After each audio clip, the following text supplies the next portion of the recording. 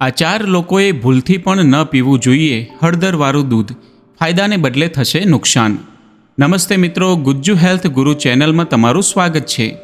આપણે બધા જાણીએ છીએ કે હળદરવાળા દૂધને આપણા ઘરનું સુપરફૂડ માનવામાં આવે છે.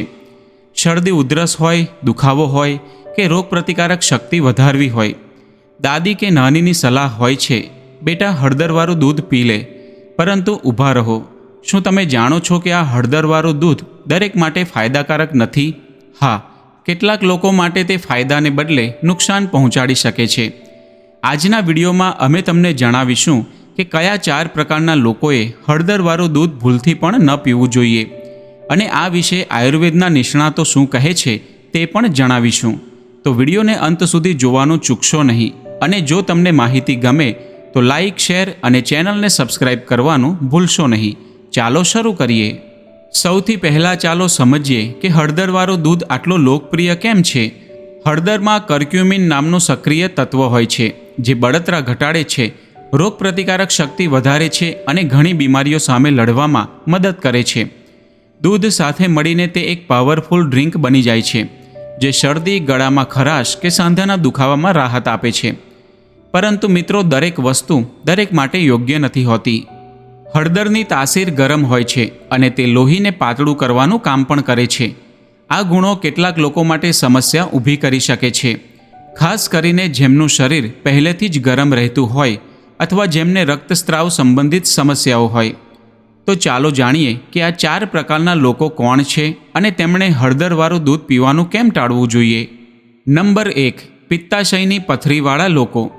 જો તમને પિત્તાશય એટલે કે ગોલ બ્લેડરમાં પથરીની સમસ્યા હોય તો હળદરવાળું દૂધ તમારા માટે જોખમી બની શકે છે. હળદર પિત્તનું ઉત્પાદન વધારે છે, જે પથરીની સમસ્યાને વધુ ગંભીર બનાવી શકે છે. આવા લોકોને પેટમાં દુખાવો, ઉબકા કે ગેસની સમસ્યા વધી શકે છે. માટે પિત્તાશયની સમસ્યાવાળા લોકોએ હળદરનું સેવન ટાળવું જોઈએ, ખાસ કરીને દૂધ સાથે.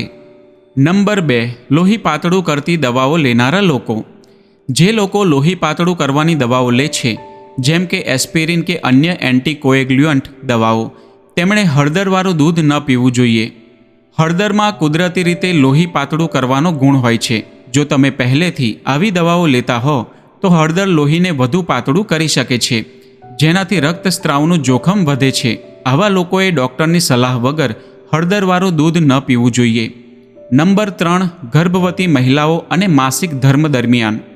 ગર્ભવતી મહિલાઓ અને જે મહિલાઓ માસિક ધર્મના દિવસોમાંથી પસાર થઈ રહી હોય, તેમણે હળદરવાળું દૂધ ટાળવું જોઈએ. હળદરની ગરમ તાસીર અને લોહી પાતળું કરવાનો ગુણ ગર્ભાવસ્થામાં વધુ રક્તસ્રાવનું કારણ બની શકે છે. તે જ રીતે માસિક ધર્મ દરમિયાન હળદરવાળું દૂધ પીવાથી બ્લીડિંગ વધુ થઈ શકે છે, જે શરીરને નબળું પાડી શકે છે. આ સમયે હળદરનું સેવન કરતાં પહેલાં ડૉક્ટરની સલાહ જરૂરી છે. નંબર 4, ગેસ અને એસિડિટીની સમસ્યાવાળા લોકો.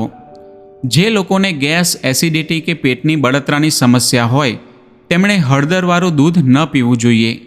હળદરની ગરમ તાસીર આ સમસ્યાઓને વધારી શકે છે. ઉપરાંત જો તમે એસિડિટીની દવાઓ લઈ રહ્યા છો તો હળદર તેની અસરને ઓછી કરી શકે છે. આવા લોકોને પેટમાં બળતરા, ગેસ કે ભારેપણાની ફરિયાદ વધી શકે છે. મિત્રો, હવે જાણીએ કે આ બાબતમાં આયુર્વેદનું શું કહેવું છે. આયુર્વેદિક નિષ્ણાતોના મતે હળદર એક આરોગ્યપ્રદ જડીબુટ્ટી છે, પરંતુ તે દરેક માટે યોગ્ય નથી. હળદરનો ઉપયોગ મસાલા તરીકે થાય છે, પરંતુ હળદરવાળું દૂધ દરેકના શરીરને સૂટ ન કરે. ખાસ કરીને જેમને રક્તસ્રાવ, પિત્તાશયની પથરી કે ગર્ભાવસ્થાની સમસ્યા હોય, તેમણે હળદર ટાળવી જોઈએ. આમ હળદરવાળું દૂધ પીતા પહેલાં તમારા શરીરની તાસીર અને સ્વાસ્થ્ય સ્થિતિને સમજવી ખૂબ જરૂરી છે. તો આવી પરિસ્થિતિમાં શું કરવું જોઈએ? તો મિત્રો, જો તમે ઉપર જણાવેલા 4 પ્રકારના લોકોમાંથી કોઈ એક છો તો હળદરવાળું દૂધ પીતા પહેલાં ડૉક્ટરની સલાહ જરૂર લો. જો તમને લાગે છે કે તમારું શરીર હળદરને સહન નથી કરી શકતું તો તેના બદલે અન્ય આયુર્વેદિક ઉપાયો અજમાવી શકો છો, જેમ કે તુલસીનો કાઢો, આદુની ચા કે કાચું મધ. તો મિત્રો, આ હતી હળદરવાળા દૂધ વિશેની મહત્ત્વની માહિતી. હવે તમે જાણો છો કે આ દૂધ દરેક માટે ફાયદાકારક નથી. જો તમને આ માહિતી ઉપયોગી લાગી હોય તો આ વિડીયોને લાઇક કરો, તમારા પરિવાર અને મિત્રો સાથે શેર કરો અને અમારી ચેનલ ગુજ્જુ હેલ્થ ગુરુને સબસ્ક્રાઇબ કરવાનું ન ભૂલો. બેલ આઇકન દબાવો જેથી નવા વિડીયોની નોટિફિકેશન તમને મળતી રહે.